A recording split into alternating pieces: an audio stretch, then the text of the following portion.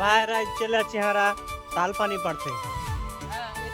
দেখো কত বড় লম্বা বাঁশ, দেখো এখন হারা এই বাঁশটা ঘাড়ে লিয়ে আছি, বাঁশটাকে লাগাবো তালের গাছে, ভাইরা তাল পানি খাবো।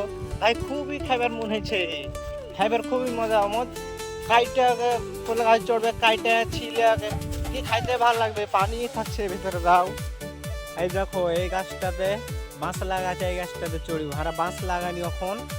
দেখো তোমরা খালি চড়ি ওর মুখ দিকে হামিয়ে তাও আছে। হ্যাঁ এই যে দেখো কত মানুষ আছে, দেখো দেখো সব দেখো খালি তাল পানি পড়বে। দেখো দা